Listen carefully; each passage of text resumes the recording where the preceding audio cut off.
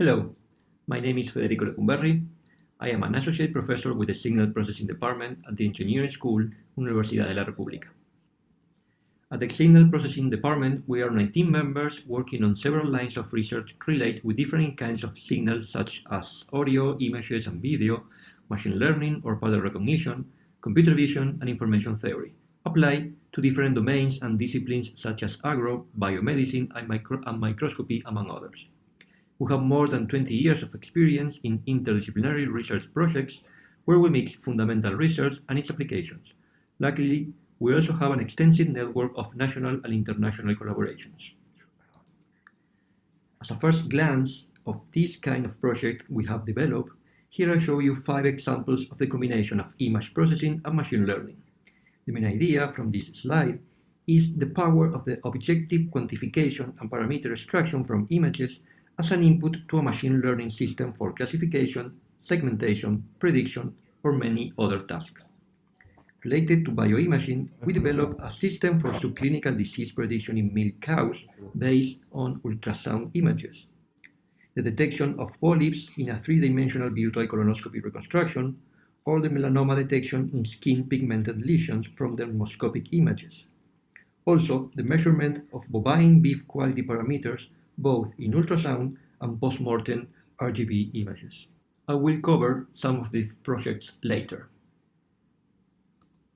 However, the input information to a machine learning system could be computed from any kind of signal. For example, at left, the rhythmic pattern of playing a candombe drum is analyzed, detecting different styles associated with groups from different neighborhoods, or even the player style can be clustered and analyzed. Another general application of machine learning systems is the anomaly or outlier detection. In our group, we have worked with electrical energy consumption anomalies, trying to detect fraudulent scenarios, such as the one in red, in comparison with a normal time series.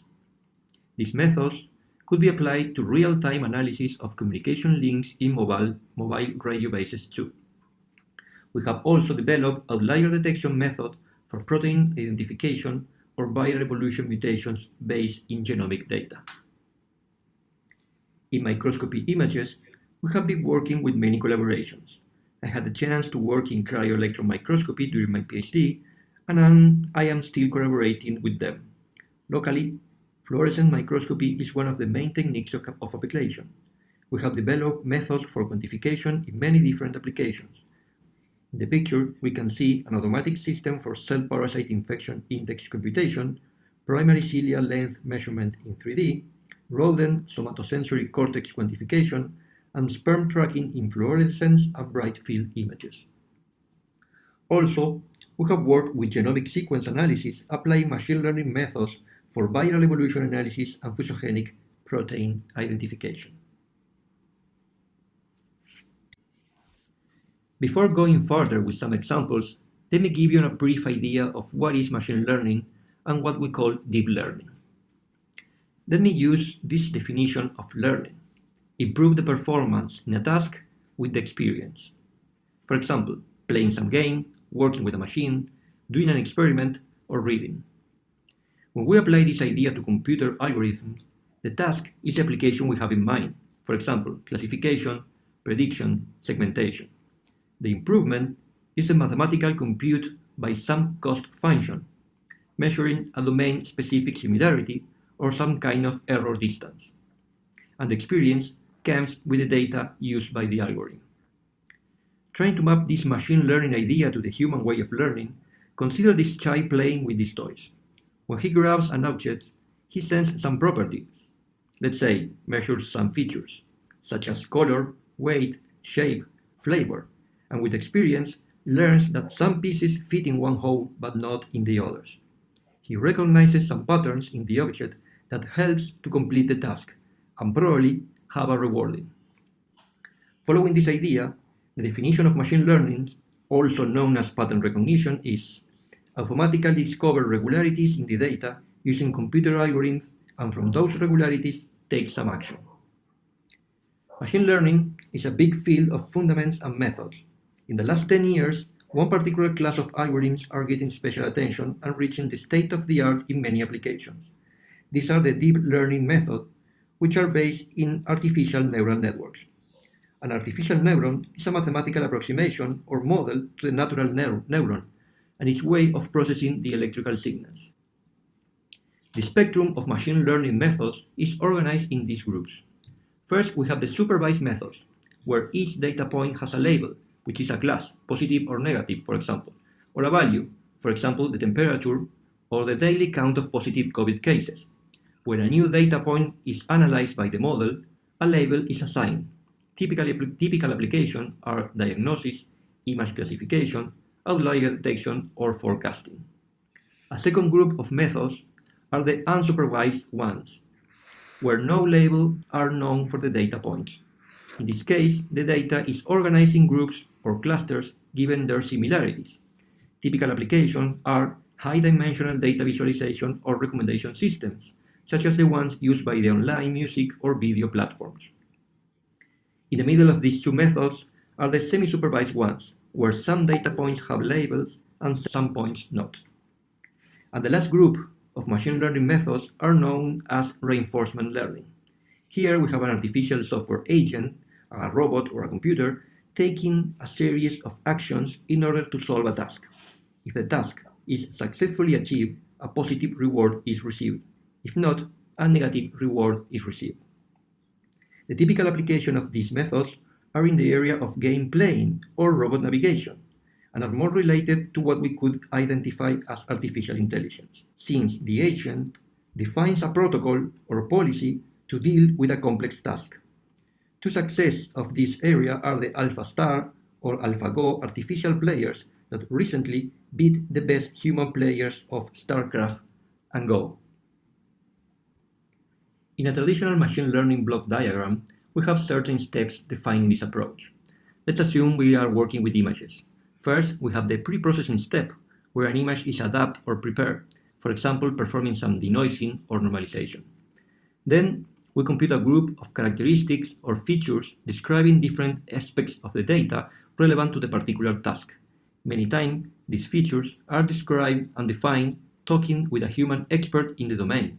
For example, a dermatologist has the experience identifying malignant skin pigmented lesions based on its color, shape, and uniformity, among others. Therefore, a mathematical representation of these features are computed, for example, color, border detection, shade descriptor, etc. These features define a multidimensional vector representing each image. These vectors are the input to the model training step, where the best parameters of the machine learning algorithm are obtained with an optimization procedure minimizing a cost function. This learned model is used when an unknown data point arrives to the training system. The same pre-processing and feature vector computation procedures are run, and the classifier assigns the label based in the experience represented by the model.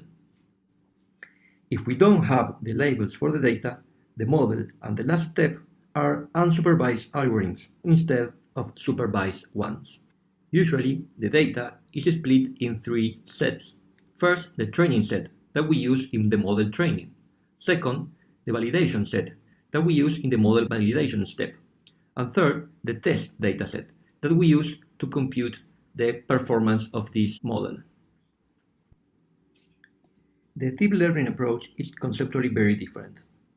As I said, it is based in the artificial neuron model, which is shown here, and different input xi, which can be seen as an n-dimensional vector x, are linearly combined with n-parameter or weights omega. This linear combination yj is the input to a nonlinear activation function psi. For example, a thresholding with a parameter theta, which means that aj, the output, is 0 if y is less than theta, or 1 otherwise. In the case of an image, the values of the input vector could be the color of a pixel, or the intensities values in a region of interest around the pixel, for example. This artificial neuron is a basic computation block in the deep learning approach.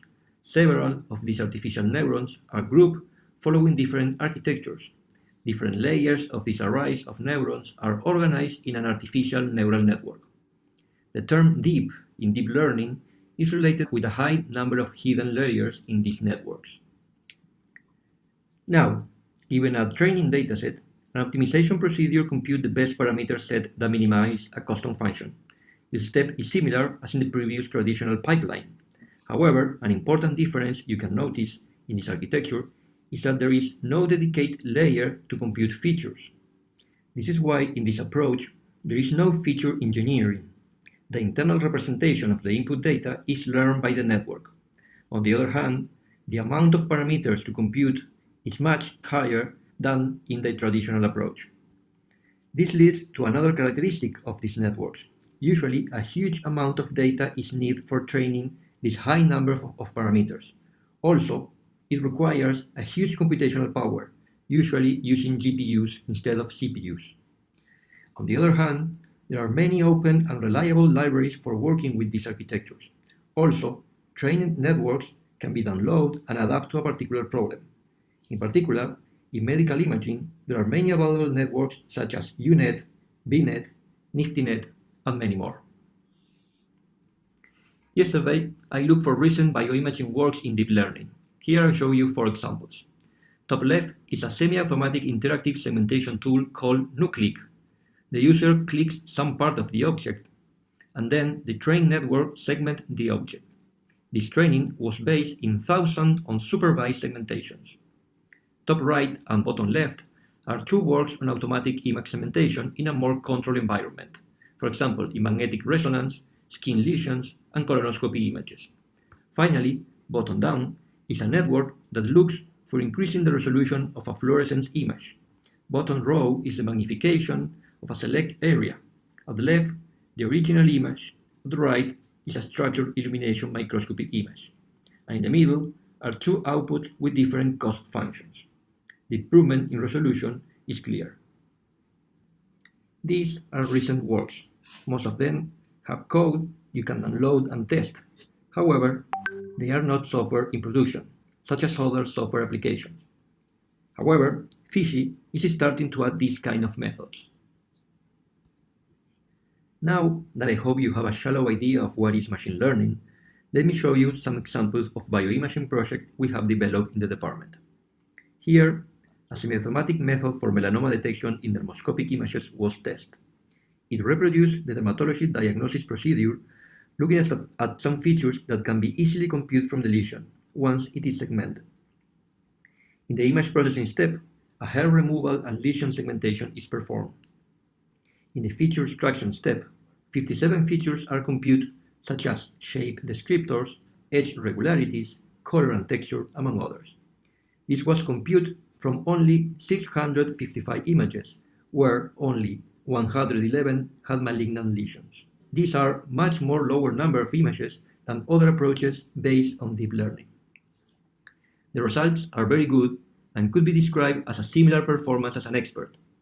Clearly, this approach does not replace the doctor. However, it could work as a first screening tool.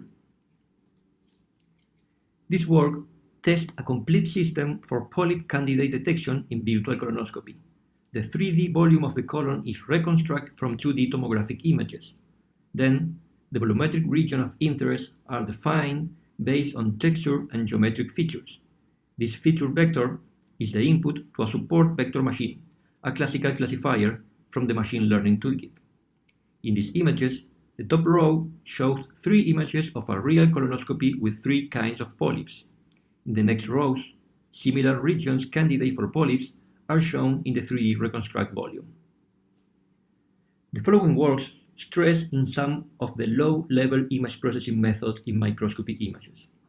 In this work, we propose a method to automatize and systematize an objective identification of parasite and nuclei, and compute an infection index. THP1 cells were infected with Trypanosoma cruzi. The proposed procedure is shown in this block diagram. Stacked images contain 2 fluorescent channels, with pixels intensities proportional to the presence of parasites in green and cells nuclei in blue. The procedure was completely developed as a plugin for Fishy. Following the block diagram, C projection of the maximum intensity reduced the input data to 1 image.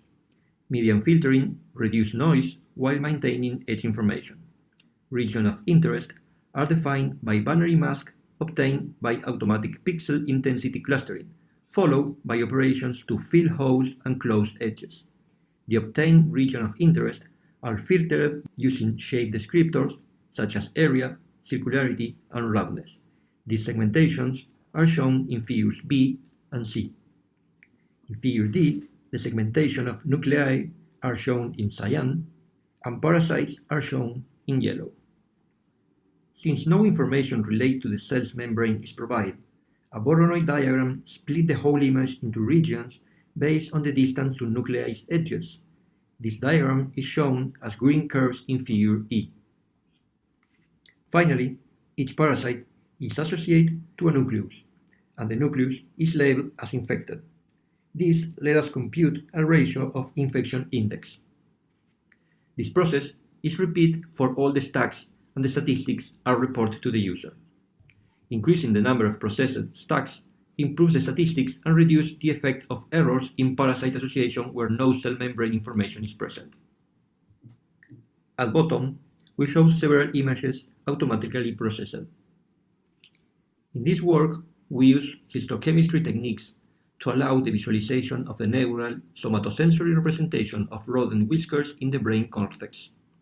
The emergent pattern is characterized by a matrix of dark patches, known as barrels, organized in rows of 4 to 9 barrels each.